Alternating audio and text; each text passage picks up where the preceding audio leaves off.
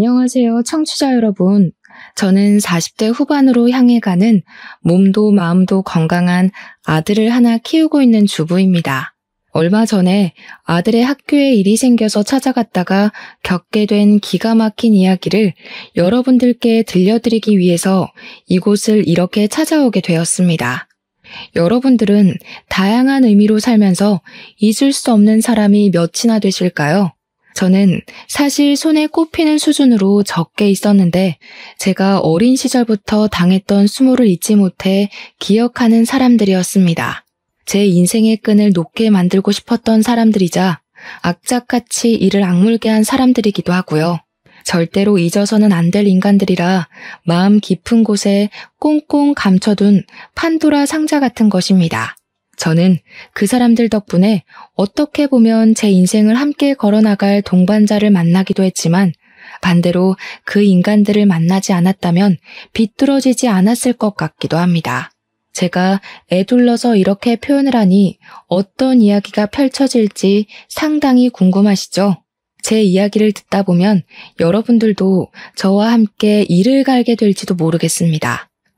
아마 지금의 저는 모든 것을 다 포용하고 해탈할 수 있는 상태이기 때문에 청취자 여러분들도 이야기의 끝을 함께 하신다면 저를 꼭 안아주고 싶어지실지도 모르겠습니다. 잘했다, 잘 살았다, 힘내라.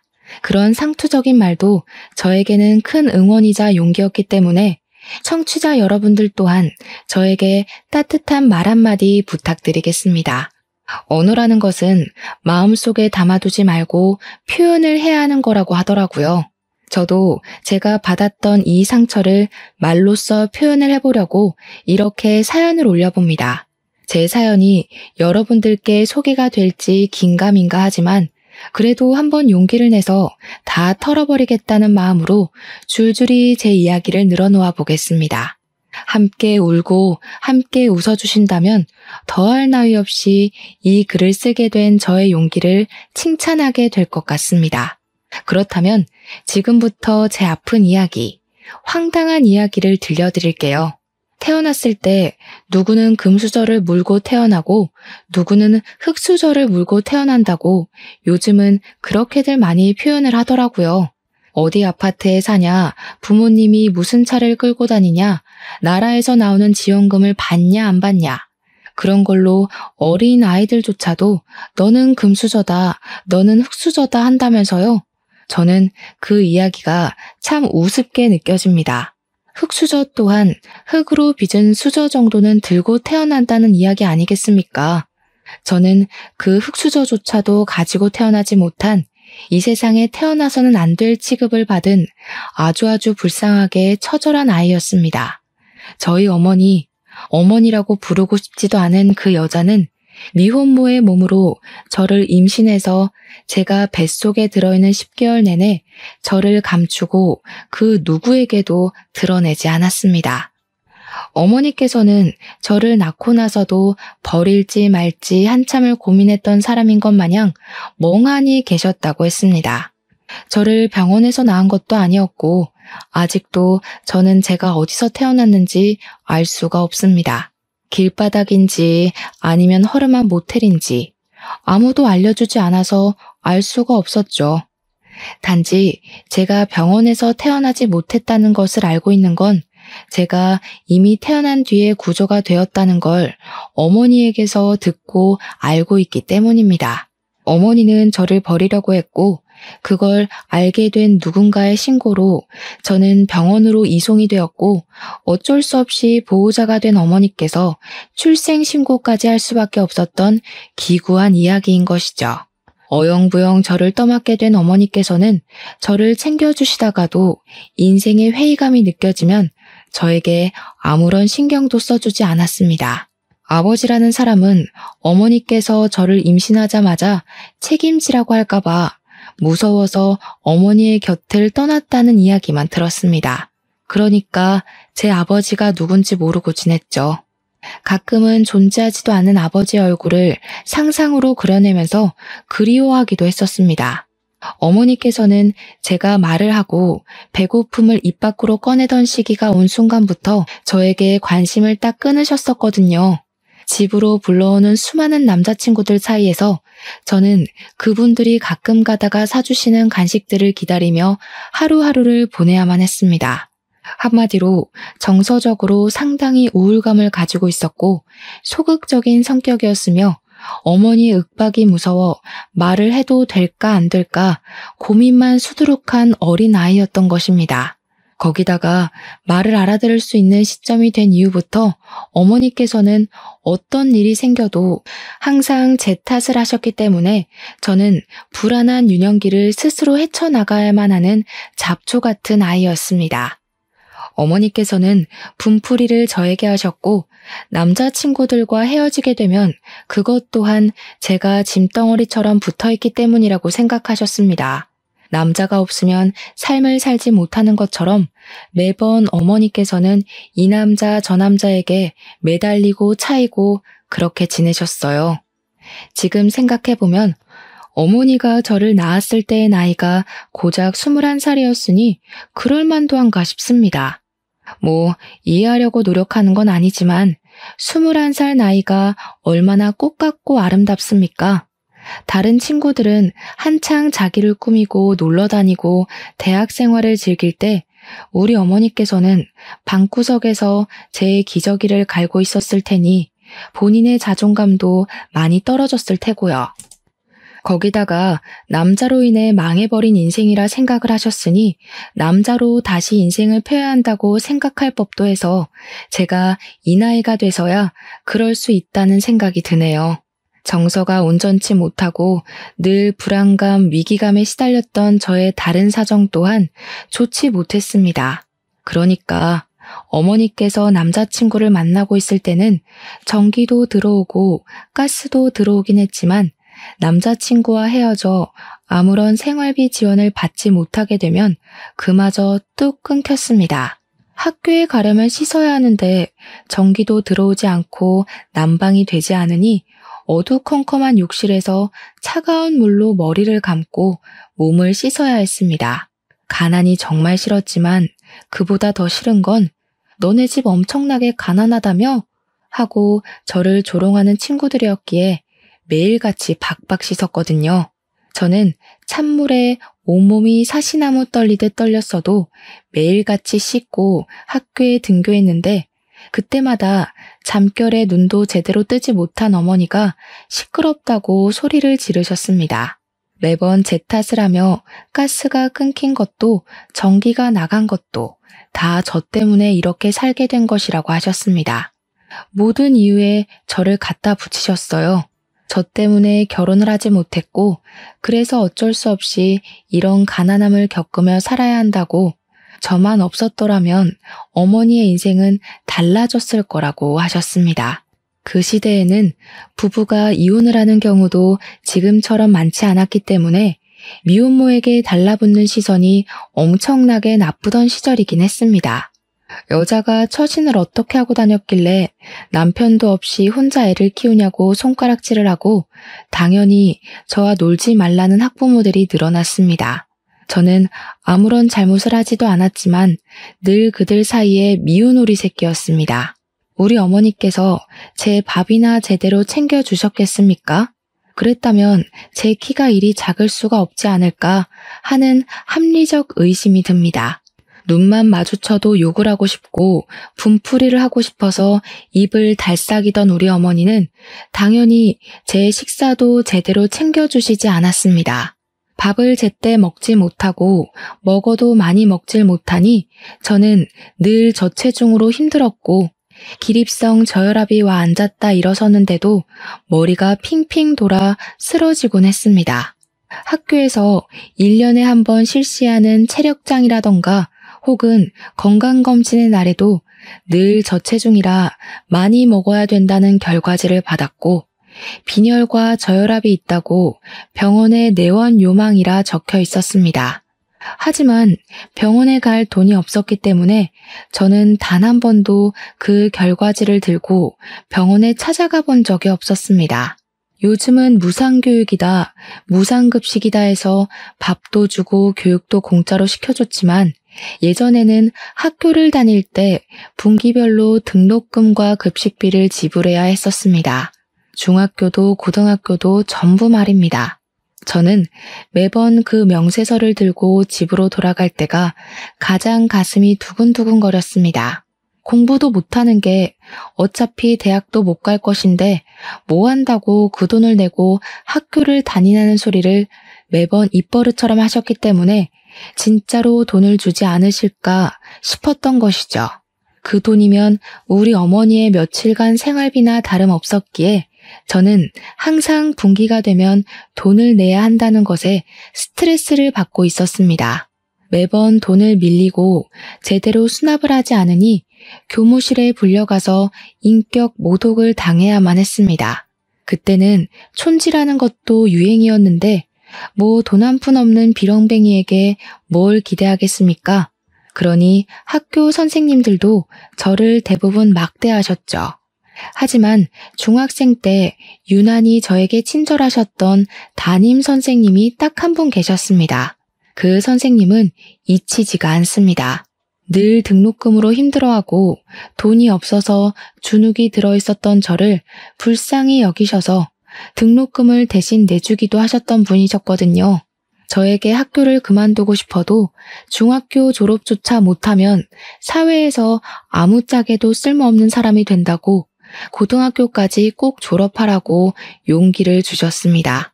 고등학교까지는 졸업을 해야 공장에 취직을 해도 할 거라면서요. 저는 그 말을 뼛속 깊이 새겼습니다. 학교에서 소풍을 가는 날에도 도시락 한 번을 싸준 적 없던 우리 어머니. 저는 김밥 한 줄을 살 돈조차 없어서 소풍에 가면 천덕꾸러기처럼 반 친구들의 김밥을 하나씩 얻어먹으며 배를 채웠습니다. 기분 좋게 김밥을 한두 개 나눠주는 친구가 있는 반면 저에게 거지라고 놀리며 김밥을 적선하듯 주는 친구도 있었습니다. 제가 가난하고 싶어서 가난한 게 아닌데 그런 취급을 받을 때면 정말 속상해서 속이 뜨거워지고 눈시울이 시큰거리곤 했었습니다. 우리 어머니는 늘 저에게 관심이 없었고 바깥으로 놀러 다니기 바빴으며 동네에서도 소문이 참 좋지 않은 문제가 많은 그런 여자였습니다.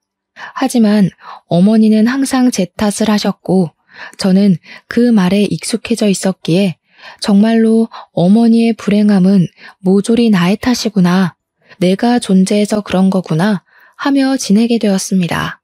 어머니께서는 제 존재를 부정하셨고 제가 중학생이 된 이후부터는 정말 저를 가족이라고 생각도 하지 않고 그렇게 지내셨습니다. 제가 17살이 되어서 고등학교에 입학을 했을 때 어머니께서 웬일로 저에게 같이 나가서 교복을 사자고 하셨습니다.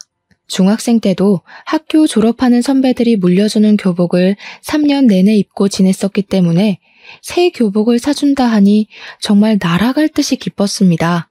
어머니는 저에게 비싼 교복을 사주시면서 이제 고등학생이니까 앞가림 정도는 스스로 하라고 웃으며 말씀을 하셨고 저는 아무것도 모른 채 좋다고 고개를 끄덕였습니다.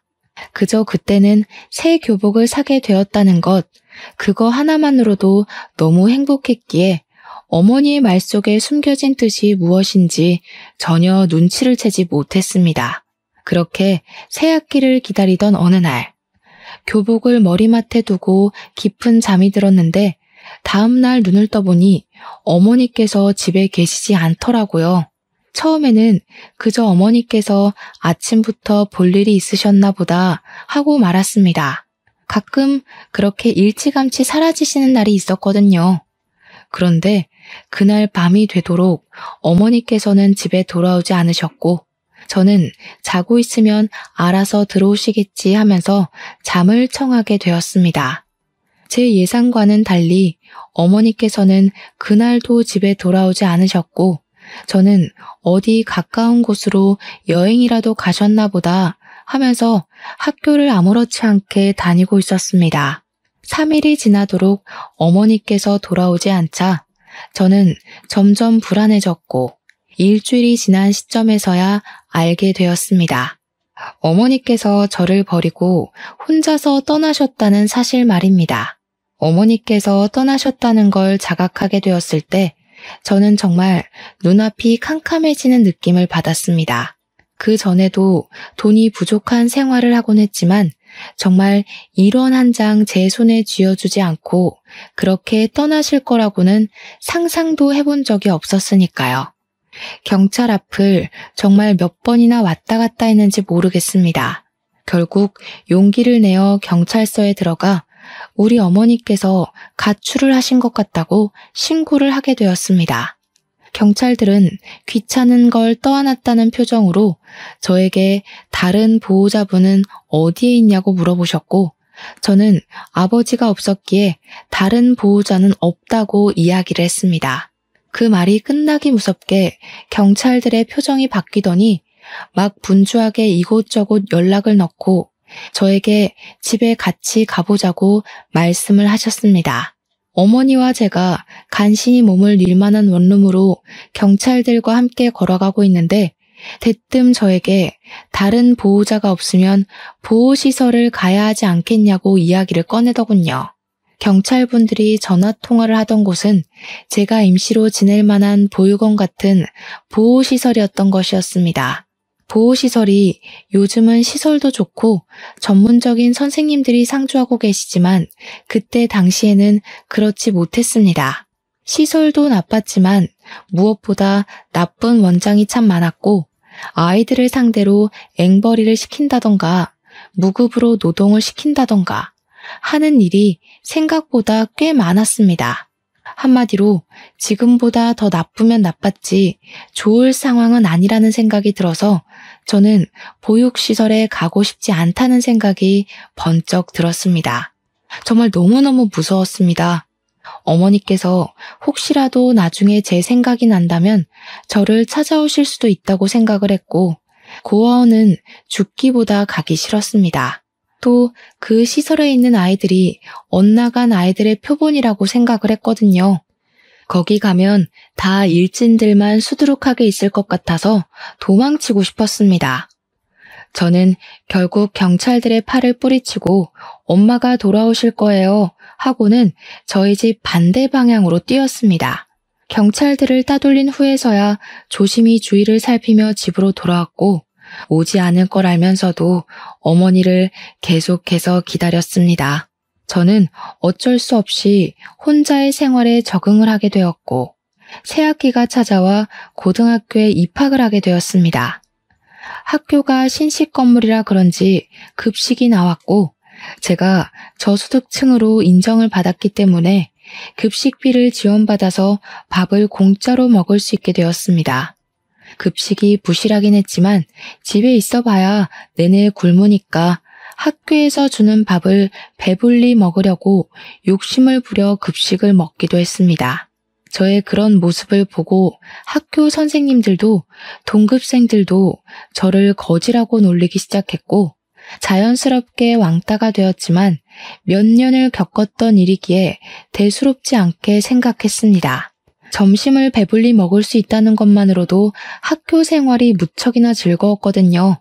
어머니께서 집을 나간 뒤로는 정말 흰죽도 못 얻어먹는 신세가 되어 저녁은 항상 굶거나 수돗물로 배를 채워야만 했습니다.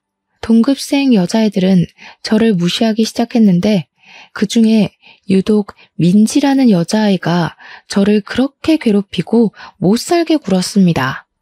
여자아이들의 따돌림이라는 게 그냥 욕이나 하고 무시나 하고 그 정도로 가벼울 것 같다고 생각하시는 분들이 대부분일 텐데요. 아닙니다. 정말 무섭습니다. 특히 민지라는 친구는 그저 저를 괴롭히기 위해 존재하는 사람 같았다고나 할까요? 아니요. 사탄 같은 친구였습니다. 처음에는 그저 다른 일반적인 왕따나 장난처럼 교과서나 체육복을 숨겨놓고 골탕을 먹이는 가벼운 장난으로 시작을 했으나 강도는 점점 심해졌습니다. 그도 그럴 것이 제가 초등학생 때부터 쭉 왕따를 당해왔는데 고작 교과서와 체육복 따위로 크게 반응을 할 리가 없었으니까요. 저를 괴롭히는 무리들은 제가 반응하지 않자 점점 심하게 저를 괴롭히기 시작했고 제 얼굴이 일그러지는 것을 보면서 상당히 기뻐했습니다. 더러운 쓰레기들을 모아서 제 책상 서랍 안에 넣어두기도 했고 일부러 화장실에 들어가 있으면 천장과 칸막이 사이로 물을 뿌려대기도 했습니다. 몇 번의 물 세례를 받은 뒤 교실에 들어가지도 못하고 화장실에서 숨지겨 울고 있었는데 선생님께서 수업에 들어오지 않았다고 공개적으로 저를 혼낸 일도 있었고요. 수업이 다 끝나고 집에 돌아가는 길에도 학교에서 쳐다본 게 기분이 나빴다며 저를 뒷골목으로 불러서 괴롭히는 일도 있었습니다. 몇 번의 반복 끝에도 저는 그 괴롭힘에 익숙해지지 않았고 더 이상은 견디기 힘들어 어른들에게 도움을 요청하려고 했지만 제 편을 들어줄 어른이 하나도 없었습니다. 결국 저는 큰 결심을 하고 선생님을 찾아갔더니 친구들 사이에서 그럴 수도 있지 않냐고 하시며 가해자의 편에 서서 이야기를 하시더라고요. 저에게 성격에 문제가 있을 수도 있으니까 반 친구들이랑 잘 지내보려고 노력을 해보라고 하시면서 마치 제가 가해자인 것처럼 이야기를 하셨습니다. 결국 저는 참다 경찰서를 찾아가게 되었고 경찰서에서는 학교에 신고가 접수되었다며 찾아와 가해 학생들을 불러냈습니다. 하지만 학교 측에서 학생들이기 때문에 수업을 뺄 수 없다고 완강하게 거부를 했고 우리 학교에서는 학교 폭력이라든지 왕따 같은 것은 없다고 딱 잘라 말했습니다. 그 뒤에 담임 선생님께서 저를 불러다가 같은 반 친구들끼리 장난도 치고 하는 거지 그런 걸로 경찰에 신고를 하면 안 된다고 저를 혼내셨습니다. 제가 못된 아이고 염치도 없는 학생이고 그러니 저에게 친구들이 하나도 없는 거라면서 저를 질책하시더라고요. 다행히 살던 집에서 쫓겨나는 일은 없었지만 제가 아르바이트를 하지 않고서는 생활을 전혀 할 수 없는 수준에 이르렀습니다. 눅눅해져 곰팡이가 피어버린 쌀은 더 이상 곤란해 먹을 수 없을 지경이었고 반찬 같은 건 기대도 할 수 없는 수준이었습니다. 물조차 살 돈이 없었기에 수돗물을 떠다 마시고 있었는데 그마저도 끊기기 일보 직전이어서 저는 일자리를 알아보게 되었습니다. 사실 그동안은 어머니께서 모든 공과금을 내고 계셨기에 저는 몰랐는데 전기와 가스가 끊겨버린 터라 정부에서 저희 집을 방문하게 되었습니다. 제가 혼자 어두운 방구석에 있는 걸 보고 보호자는 어디에 있냐고 몇 번이나 물어보았는데 저는 제 보호자가 어디에 있는지를 모르니 대답을 할 수 없었습니다. 저는 보육시설로 옮겨질 수 있다는 불안함에 사회복지사를 붙잡고 엉엉 울면서 보육원만큼은 가고 싶지 않다고 매달려야 했습니다.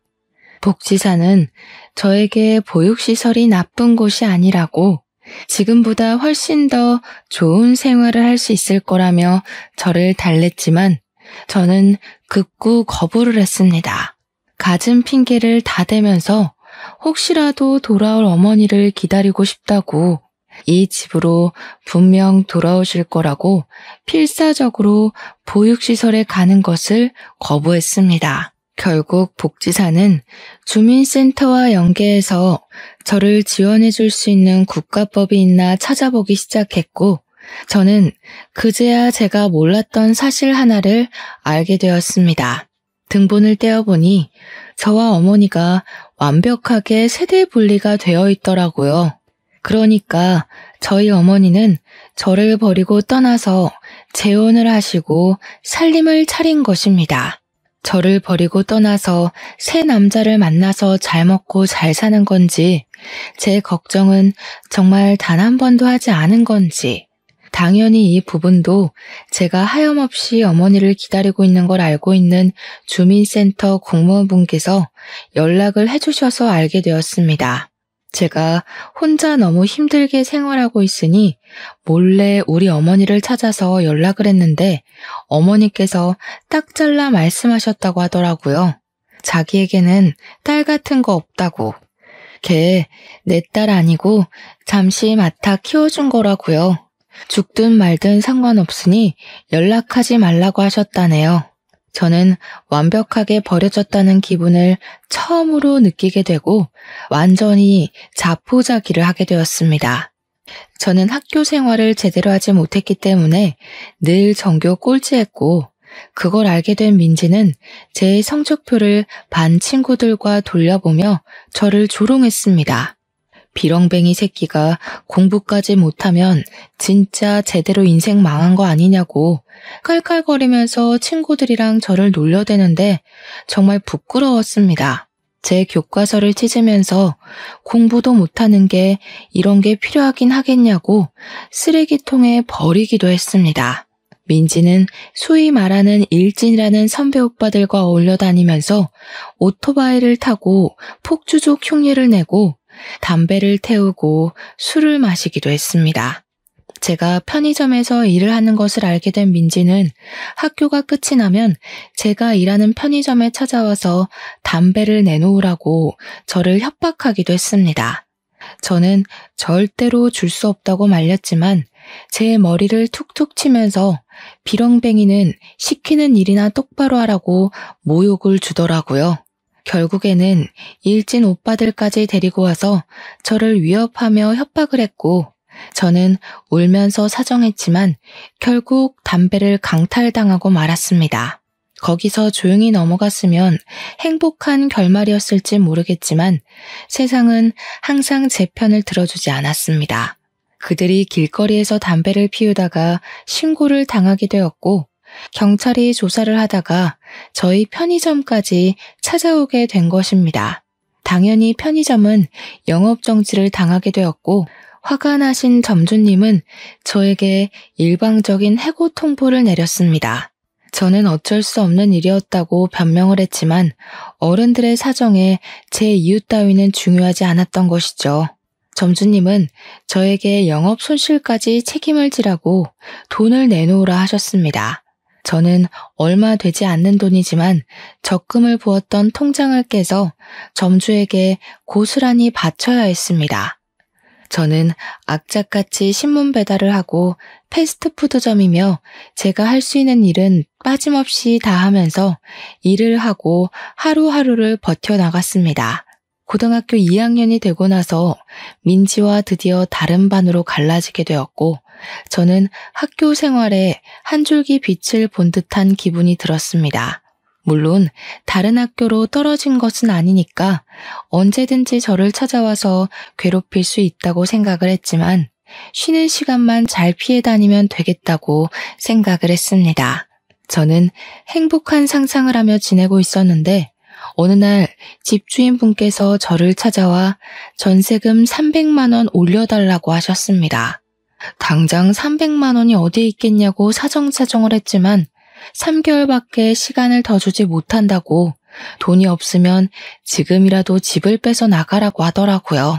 저는 하늘이 무너지는 듯한 기분이 들었지만 3개월 동안 300만 원을 모으지 못할 이유가 없다고 생각해서 다음 날부터 바로 인력센터로 출근했습니다. 공사장 막노동이라도 좋으니 돈을 벌 수 있게 해달라고 빌었고 건물 청소부터 택배 상하차까지 미친 듯이 일을 했습니다. 그 결과 2달이 조금 넘는 시간 만에 300만 원을 모아 집 주인분께 전세금을 드릴 수 있었습니다. 그리고 학교에 등교를 하니 담임 선생님이 저를 교무실로 불러서 뺨을 세게 치시더라고요. 선생님께 맞았다는 생각에 귀가 멍해지고 눈앞에 별이 반짝하는 것 같았습니다. 제가 두 뺨을 감싸고 선생님을 보자 씩씩거리며 말씀을 하시더라고요. 학교가 장난이야? 네가 나오고 싶으면 나오고 안 나오고 싶으면 안 와도 되는 놀이터야?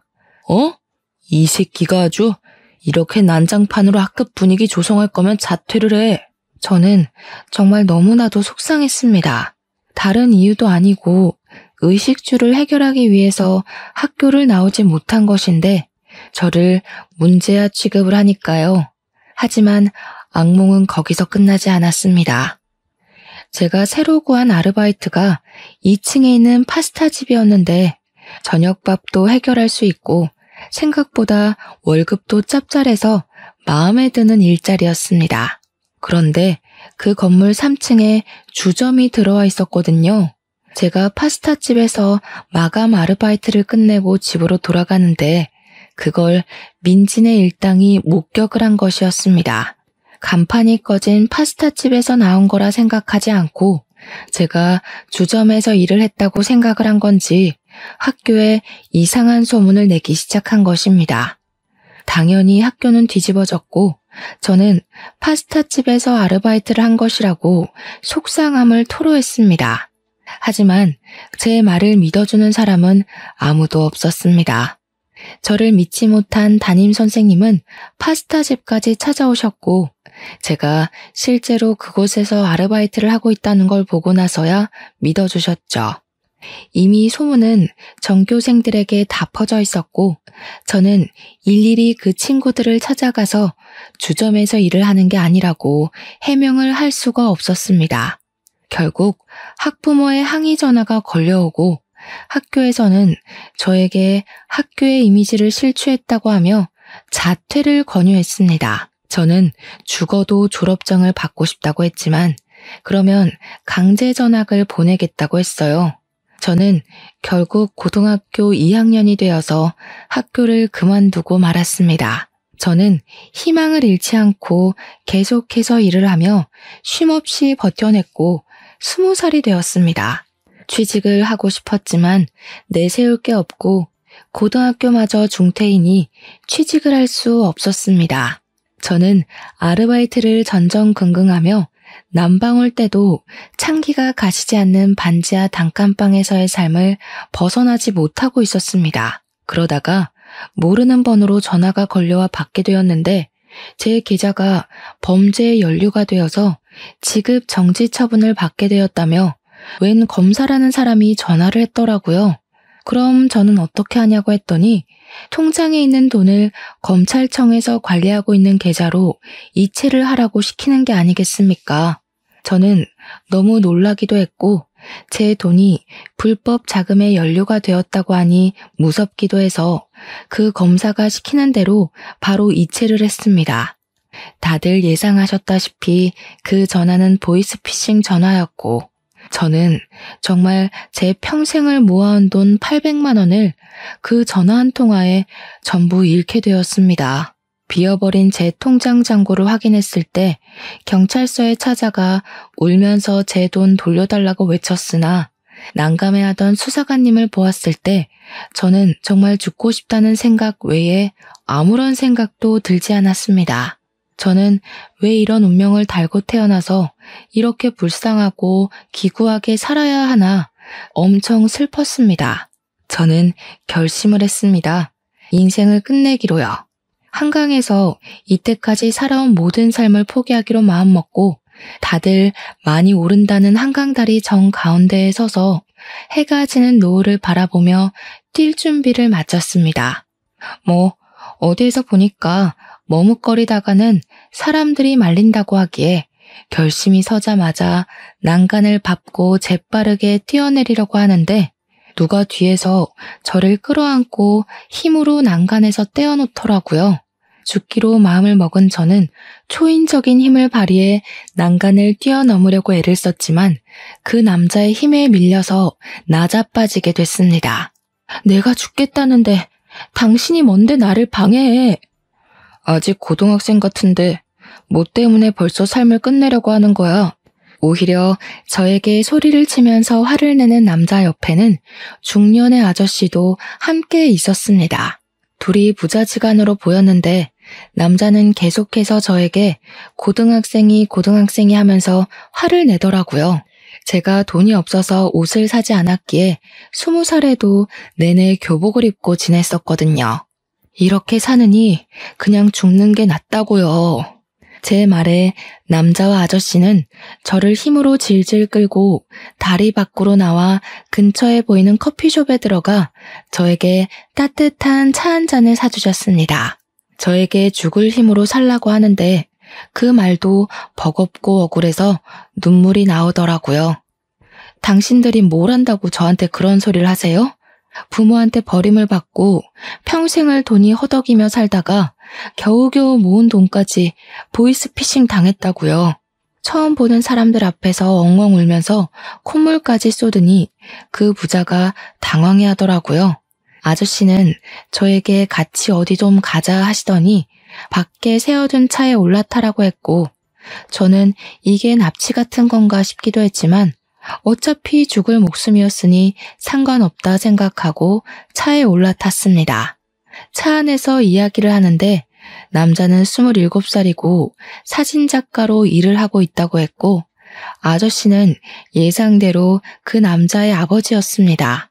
어디 가냐고 묻지도 않고 도착한 곳은 아저씨가 살고 있는 집이었는데, 저는 그곳에서 영문도 모르고 아저씨께서 내어주신 따뜻한 밥 한 끼를 얻어 먹었습니다.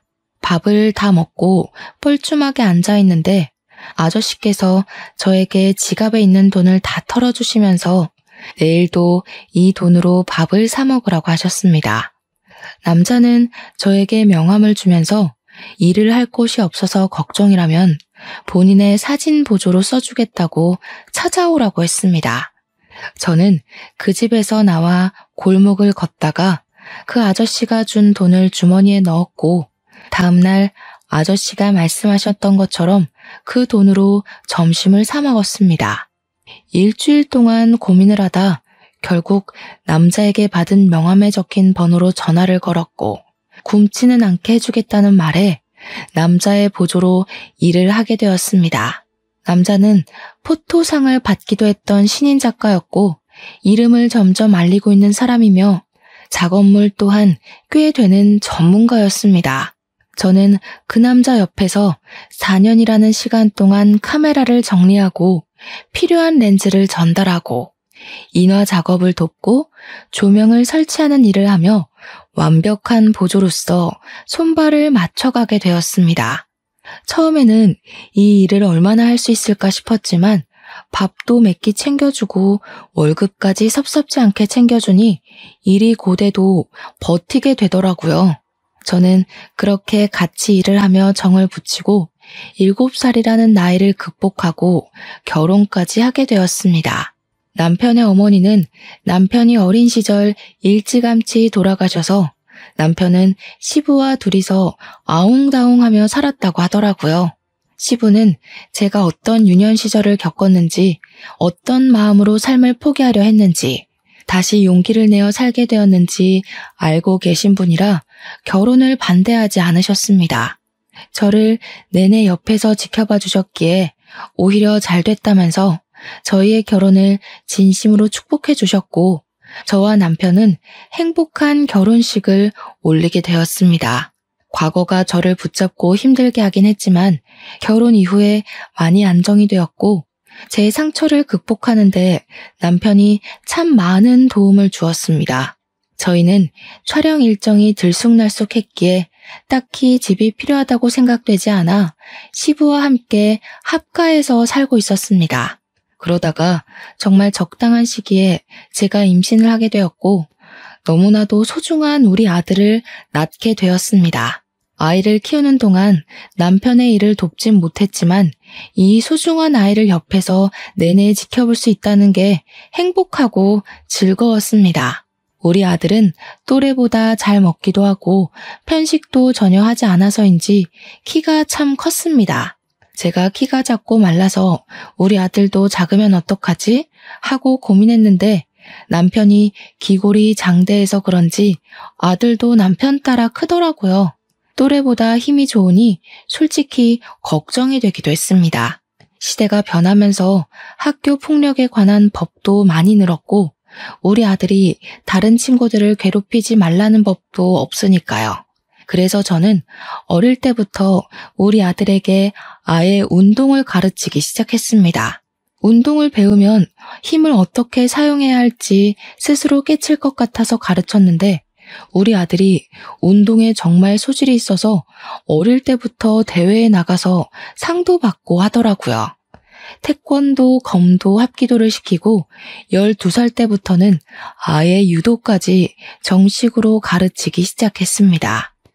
15살이 되었을 때는 복싱을 배워보고 싶다는 아들의 말에 프로복서가 운영하는 운동장에 아들을 등록시켜서 복싱을 가르치기도 했습니다. 무럭무럭 자란 우리 아들은 17살이 되어 고등학교에 진학을 하게 되었는데 생전 문제 한 번 일으킨 적 없었던 아들이 어느 날 큰 사건에 휘말리게 되었습니다. 집에서 시부와 함께 점심을 차려 먹고 쉬고 있는데 학교에서 전화가 걸려온 것이 아니겠습니까? 우리 아들이 폭력 사건에 휘말려서 지금 학교로 오셔야 할 것 같다는 담임 선생님의 전화였습니다. 놀래서 남편까지 호출해서 학교에 달려갔는데 알고 보니 우리 아들이 같은 반 일진 같은 친구가 약한 친구를 괴롭히고 있어서 하지 말라고 말리는 과정 중에 시비가 붙어 싸우게 된 것이었습니다. 학교 선생님들도 평소 수업 태도가 좋은 우리 아들의 편을 들었고 사건의 전말을 다 알고 있어 일진 친구를 전학 보내기로 결정을 내렸다고 하더라고요. 하지만 일진 학생 부모가 학교에 찾아와서 자기 아들이 맞았으니 피해자인데 왜 우리 아들이 전학을 가냐고 난동을 부리고 있다는 겁니다. 저는 일단 우리 아들이 일진 학생과 싸웠기에 이야기를 나누려고 갔는데 거기에는 왕따를 당하던 학생네 부모님도 같이 자리를 하고 있더라고요. 일진 학생의 부모 얼굴을 보는데 이상하게 얼굴이 낯이 익은 게 아니겠습니까? 그 순간 딱 기억이 나더라고요. 네, 바로 민지였습니다. 지금 우리 아들을 때려놓고 뻔뻔하게 얼굴을 들고 나타나? 너 혹시 땡땡 고등학교 나온 강민지 아니니? 그러니까 저를 빤히 보더니 기억해내고는 기가 막히다는 듯이 웃더라고요. 그 순간 피해자 학생의 부모가 소리를 쳤습니다. 뻔뻔하게 우리 아들을 괴롭힌 놈이 피해자라고 나서는 게 어이가 없어 정말? 이러는 거 쪽팔리지도 않아요? 지금이 어느 시대인데 너 학교 다닐 때도 그렇게 일진짓거리를 하고 담배 피우고 오토바이 타고 하더니 변한 게 하나도 없구나. 뭐? 뭐가 어쩌고 어째?